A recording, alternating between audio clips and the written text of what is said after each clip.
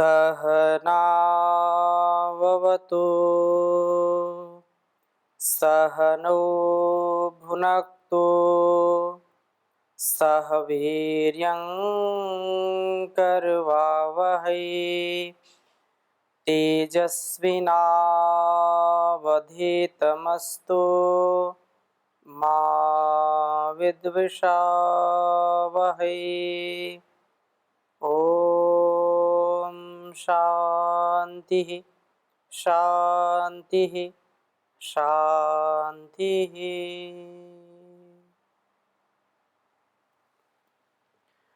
वैदिक जीवन पद्धति की इस कक्षा में आप सभी का हार्दिक स्वागत है, अभिनंदन है।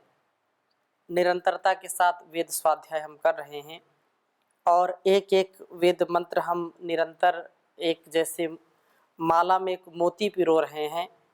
इस जीवन और इस जगत की उन्नति के लिए, आत्मोन्नति के लिए, राष्ट्रोन्नति के लिए, समाज की उन्नति के लिए हम वेद के अनुकूल आचरण करें, जिससे हमारा हर प्रकार से उत्थान हो, प्राण से हम सबल हों, प्राण हमारे लिए अत्यंत कल्याणकारी हो। हम एक भी पल इस प्राण के बिना नहीं रह सकते हैं। प्राण साधना से, योग साधना से ही हम अपने जीवन में पवित्रता का आधान करते हैं और इस पवित्रता से इस समाज को भी पवित्र बनाने का कार्य करते हैं। अतः जो हमारा यह शरीर है, इस शरीर रूप रथ के जो सतोगुण, रजोगुण, तमोगुण, वात, पित्त, कफ, इन सब के लिए हम संतुलित आहार, विचार, व्यवहार से जब वर्तेंगे तो जीवन का उत्कर्ष होता ही होता है। और इनका जब हम ध्यान नहीं रखते हैं तो हमारा शरीर और मन दोनों रुग्ण हो जाते हैं। शरीर से भी हम रोगी हो जाते हैं और मन से भी रोगी हो जाते हैं। तो तन मन का आरोग्य, मानसिक आरोग्य भी और शारीरिक आरोग्य भी जो स्थिर रहता है, आरोग्य हमारा जन्मसिद्ध अधिकार है और इसको कैसे स्थिर रखें, उसके लिए परम आवश्यक है कि प्राण साधना करें। योग के द्वारा अपने इन जो भी परमात्मा के द्वारा प्रदत्त सुंदरतम जीवन है, इसको और सुंदर बनाएं। तो बहुत ही सुंदर वेद मंत्र आज का है। ऋग्वेद के प्रथम मंडल के 183वें सूक्त के प्रथम मंत्र को आज हम आपके समक्ष रखेंगे, जिसमें बहुत ही उत्तम बात कही है। मैं पहले इसको लिख देता हूं, फिर चर्चा करूंगा। ओम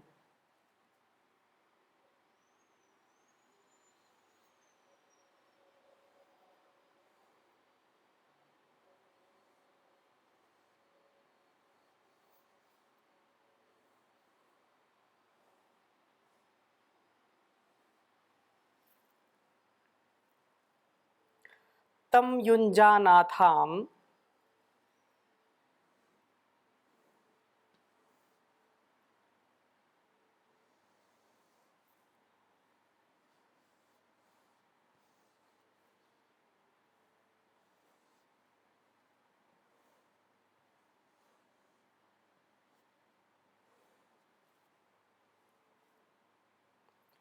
तम युञ्जाथाम्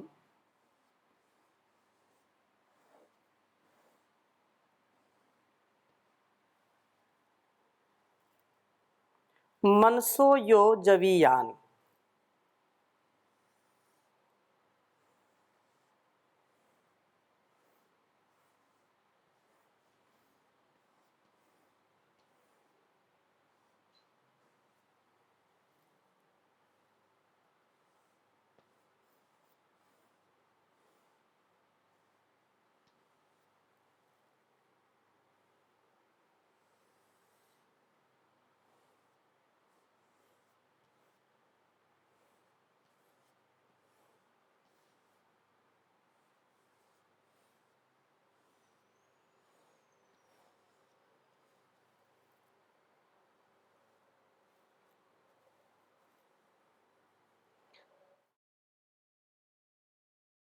त्रिवंधुरो।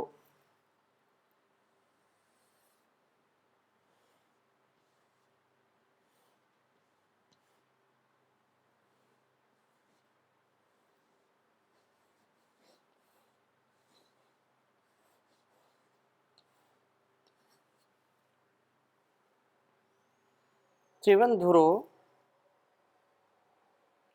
वृषणा यस्त्रिचक्रः।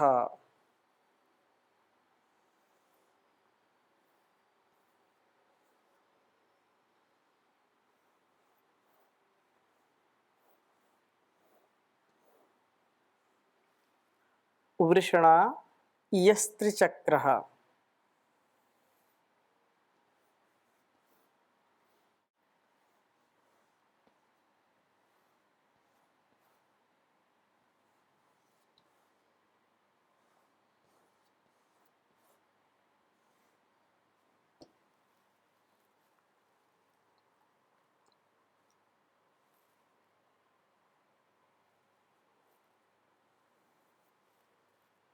येनोपायाथः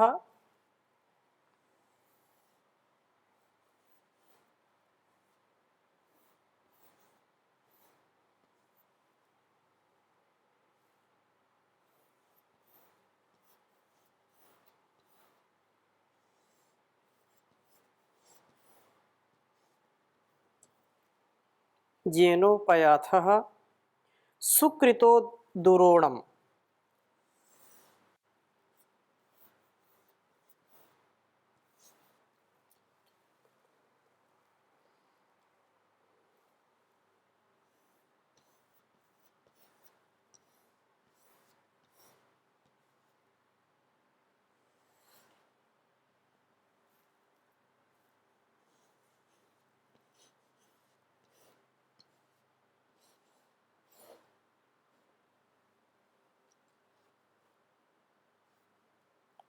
स्वीकृतो दुरोणम् त्रिधातुना पतथो विर्ण पर्णैः। त्रिधातुना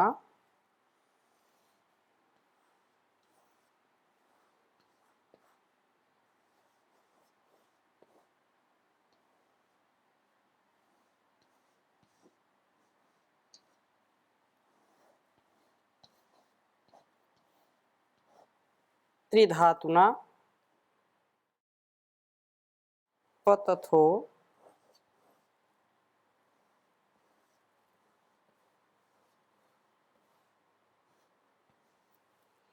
पतथो विर्णः पर्णैः।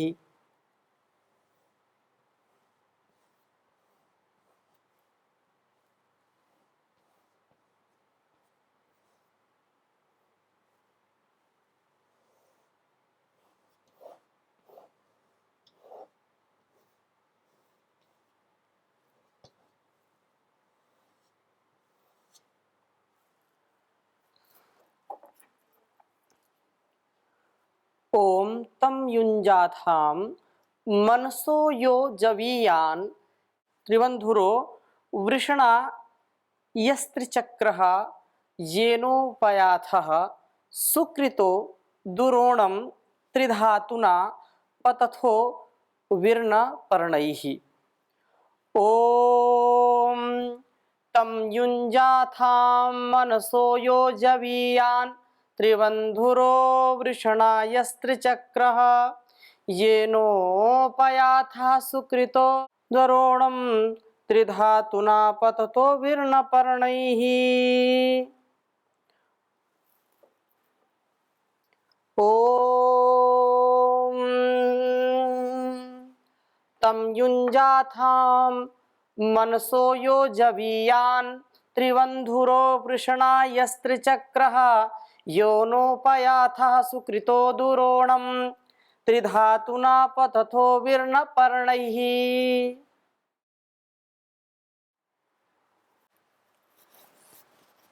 वेद मंत्र का भावार्थ समझने का प्रयास करते हैं। बहुत ही सुंदर वेद मंत्र है और यहाँ पर चर्चा की है कि हे वृषणा, शक्तिशाली प्राणापानो तम उस रथ को युंजा थाम। तुम ज्ञानेन्द्रियों व कर्मेंद्रियों रूप अश्वों से युक्त करो।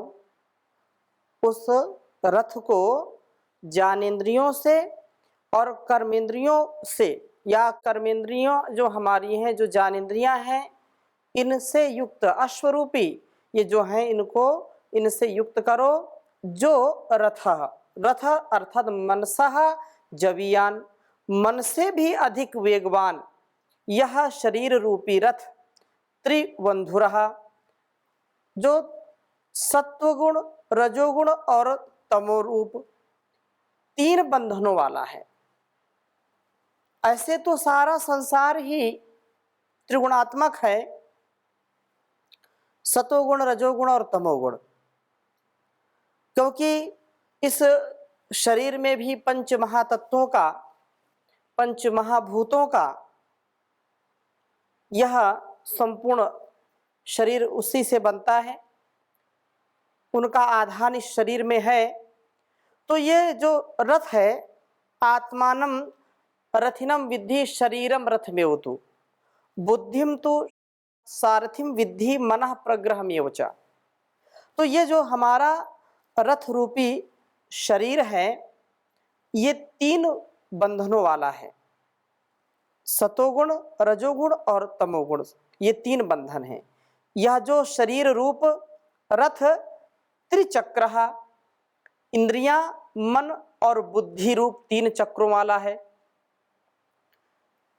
इंद्रिय, मन और बुद्धि तथा येन, जिस शरीर रूप रथ के द्वारा सुकृतः, इस ब्रह्मांड को उत्तमता से बनाने वाले प्रभु ने दुरोणम, गृह को अर्थात ब्रह्मलोक को उपायाथः, समीपता से प्राप्त होते हो इस मानव देह रूप रथ का लक्ष्य स्थान ब्रह्मलोक ही तो है।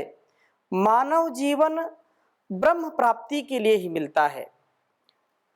इस शरीर से हम उत्तमोत्तम कर्म करें, मनसा वाचा कर्मणा, जो वेद के अनुकूल वेदोक्त कर्म हैं, उन कर्मों को सदा करते चले जाएं।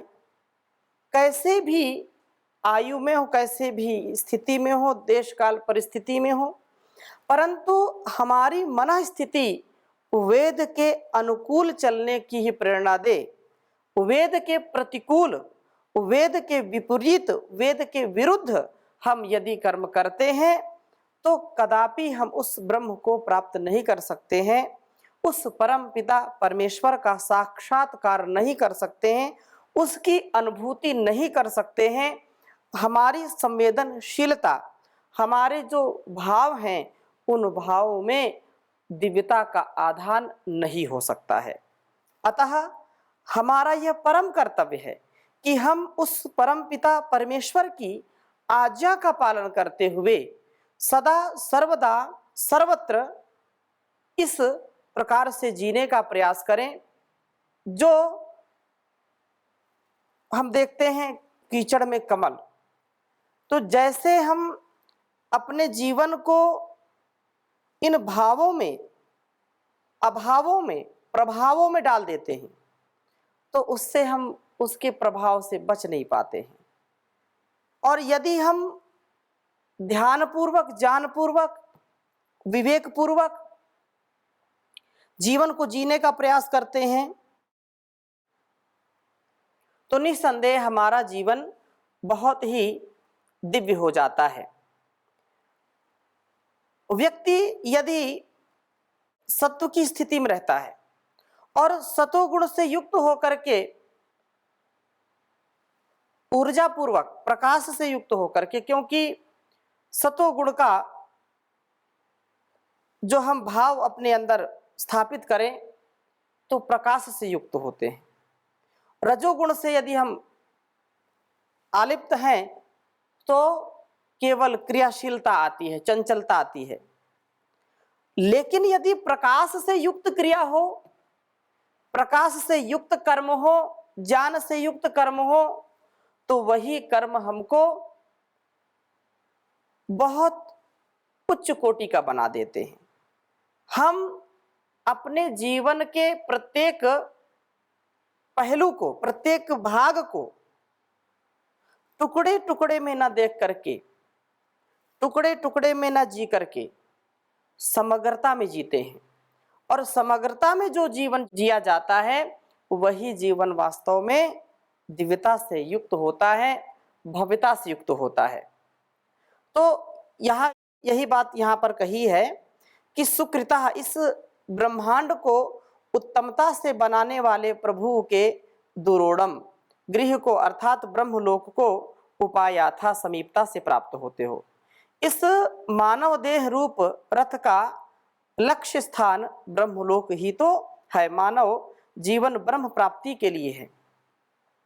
हे प्राणापानो, आप त्रिधातुना, जो तीन धातुएं हैं, वात, पित्त और कफ से साधारण जो जीवन जीने वाले हैं या अपने जीवन का जो उत्कर्ष करने वाले हैं, तो हम साधना के द्वारा, औषधियों के द्वारा, समुचित दिनचर्या के द्वारा इनको संतुलित रख करके अपने शरीर के रोगों से बच करके सुंदर, स्वस्थ, सुडौल शरीर वाले बने। और ये कहा है कि वात, पित्त, कफ से धारण किए जाने वाले इस रथ से उसी प्रकार से पथतः गति करते हो, न जैसे कि विहि पक्षी पर्णई ही, पंखों से। प्राण आपान पक्षी है तो यह तीन धातुओं वाला रथ उस पक्षी के पंखों का स्थानपन्न है। वात, पित्त, कफ ये हमारे शरीर को धारण करते हैं। यदि वात ना हो तो श्वसन प्रणाली हमारी ना चले, रक्त प्रवाहित ना हो धमनियों में, भोजन हम ग्रहण करते हैं भोजन भी ना जाए, और मलमूत्र का विसर्जन जो करते हैं वह भी अलग अलग जो प्राण के साथ साथ उप प्राण हैं, उन उप प्राणों के द्वारा हम सारे शरीर को क्रियाशील करते हैं और वह ईश्वर की व्यवस्था से करते हैं। हम कभी भी यह नहीं प्रयास कर सकते हैं कि मैं पूरे शरीर का रक्त स्वयं प्रवाहित करूंगा, मैं हृदय को गति दूंगा, क्योंकि ये गति, ये प्रगति, ये ईश्वर की व्यवस्था है और वह उसी के आज्ञा के अनुसार, उसी के नियमों में चलने वाला है। भोजन कोई भी व्यक्ति कम करे या ज़्यादा करे, वो कभी ये नहीं कहता कि अब मैं बैठ करके भोजन थोड़ा सा पचा रहा हूँ। वो अपने आप पच रहा है, अपने आप रस, रक्त, मेद, मांस, मज्जा, अस्थि, शुक्र, वीर्य सब में वह परिणित हो रहा है, परिवर्तित हो रहा है। कोई भी ऐसा कर नहीं सकता है। तो इस प्रकार से यदि हम जीवन को जीने का प्रयास करते हैं तो निसंदेह हमारा जीवन सुंदर, सफल और सजग होकर के स्वस्थ रहते हैं हम, और दूसरों को भी स्वस्थ रखते हैं। तो इस शरीर रूपी रथ के सत्व, रज, तम तीन बंधन हैं। इंद्रियां, मन व बुद्धि तीन इसके चक्र हैं। वात, पित्त, कफ तीन धातुएं हैं। इस रथ का लक्ष्य स्थान ब्रह्मलोक है। यह शरीर ब्रह्म प्राप्ति के लिए मिला है और हम भोगों में इसकी समाप्ति कर देते हैं। शरीर हमारा मिला है ब्रह्म प्राप्ति के लिए, लेकिन हम इस चकाचौंध में आकर के फंस जाते हैं और जीवन की समाप्ति शीघ्र ही कर देते हैं। जीवे में श्रद्धा सतम की जो वेद बात करते हैं या उपदेश देते हैं, उसको हम भूल जाते हैं और अपने को रोगों से ग्रसित कर लेते हैं, भोगों से ग्रसित कर लेते हैं, जिससे शीघ्र ही हमारा जीवन नष्ट हो जाता है। अथवा असंतुलित जीवनचर्या हमारी होती है, हमारी असंतुलित दिनचर्या होती है, जिसके कारण से भी हमारा शरीर रुग्ण हो जाता है और हम असमय मृत्यु के आगोश में, मृत्यु के मुख में चले जाते हैं। हम प्रयास ये करें कि प्रतिदिन प्राण अपान के द्वारा अर्थात अपने जीवन को योग साधना के द्वारा शुद्ध करें, पवित्र करें, स्वस्थ रखें, सजग सावधान होकर के उत्साह में रह करके जीवन को जीने वाले बने। यह संसार भोगने के लिए नहीं है, न भागने के लिए है, अपितु जगने और जगाने के लिए है। ऐसा जो मानता है, ऐसा जो करता है, वास्तव में उसी का जीवन सार्थक होता है। और क्योंकि यह ब्रह्म की प्राप्ति के लिए मिला है शरीर, और इस शरीर से जितना जितना हम उपकार कर सकें, सदाचार कर सकें, वह और भी उत्तम हमारे लिए होगा। इसलिए संसार का कोई भी व्यक्ति यदि चाहता है कि जीवन को मैं सुंदरता से जीऊँ, सजगता सफलता के लिए जीऊँ, तो वेद अनुकूल आचरण करना ही उसके लिए श्रेयकर है। तथा प्राण साधना कितना भी उसको समय मिलता है, थोड़ा ही समय मिले तो भी वह प्राण साधना से इस जीवन को सुंदर सफल बना सकता है। बहुत ही सुंदर चर्चा और भी आगे कही है। यज्ञ व स्वाध्याय प्राण आपान के द्वारा ही संभव है। तो दूसरा मंत्र ही इसमें संकेत किया है, ओम सुवृद्रथो वर्तते यन्नभि क्षाम्यतिष्ठतः क्रतुम अंतानु पृक्षे वपुर्वपुष्या सचतामियम गीर्दिवो दुहित्रोषसा सचेथे। कहा है कि हे प्राणापानो, आपका यह सुवृत शोभन रूप में होने वाला, अर्थात जिसके सब अंग प्रत्यंग ठीक हैं, वह रथा शरीर रूपी रथ क्षाम इस देवयजनी पृथ्वी की अभी और यन गति करता हुआ वर्तते, अर्थात वर्त रहा है। यह उस समय यज्ञवेदी की ओर गति करता हुआ होता है जब क्रतुमंता यज्ञशील आप पृक्षे हवि देने पर, अर्थात दान पूर्वक अदन को अपनाने पर, अनुतिष्ठतः अनुकूलता से इस रथ पर अधिष्ठित होते हो। प्राण आपान से अधिष्ठित यह शरीर रथ यज्ञवेदी की ओर चलने वाला होता है, अर्थात प्राण साधना से हमारी वृत्तियां यज्ञी बनती हैं। इंद्रियों से जो हम अनुभव करते हैं, ज्ञान इंद्रियां, कर्म इंद्रियां, मन और बुद्धि, इनका यदि हम ठीक ठीक उपयोग लेना चाहते हैं, ये भूले भटके नहीं, ये भोगों में अटके नहीं, तो उसके लिए परम पुरुषार्थ करना पड़ता है। और परम पुरुषार्थ यदि हम प्राण आपान की साधना में करते हैं तो निसंदेह हमारा शरीर सुंदर और साधना भी सुंदर होगी। कहा है कि प्राण आपान से अधिष्ठित यह शरीर यज्ञवेदी की ओर, अर्थात यज्ञी कर्म में लग जाता है, कल्याणकारी कर्मों में लगता है। और इस प्राण साधना के होने पर वपुष्या हमारे शरीर के लिए हितकर, इयम गीही यह वेदवाणी वपुः सचताम हमारे शरीर के साथ समवेत हो। हम इस वेदवाणी को अपनाने वाले हो। प्राण साधना से बुद्धि की तीव्रता होती है और इस वेदवाणी का अपनाना सरल हो जाता है। हे प्राणापानो, आप दिवह दुहिता यज्ञ का पूर्ण करने वाली उषासा उषाओं के साथ सचेथे समवेत होते हैं, अर्थात प्राण साधना से हम उषा काल से ही स्वाध्याय आदि में प्रवृत्त होकर के अपने ज्ञान को बढ़ाने वाले होते हैं। प्राण साधना से हमारी वृत्ति यज्ञी हो जाती है, कल्याणकारी हो जाती है, शुभ से भर जाती है और पवित्रता से परिपूर्ण हो जाती है, उत्तम कर्मों की ओर प्रवृत्त होती है। और हम प्रभात में, ब्रह्म मुहूर्त में, उषा काल में ही अपने सच्चे अच्छे कर्मों में लग जाते हैं। स्वाध्याय साधना सेवा में प्रवृत्ति हमारी होती है और जो दुर्गुण हैं, दुर्व्यवहार हैं, उनसे हमारी निवृत्ति होती है और हम सदा ज्ञान का वर्धन करने वाले होते हैं, संवर्धन करने वाले होते हैं। ऐसा ही हम सदा करते जाएं। ऐसी शुभ भावनाओं के साथ आज की कक्षा को यहीं पर विराम देते हैं। शेष चर्चा अगली कक्षा में करेंगे।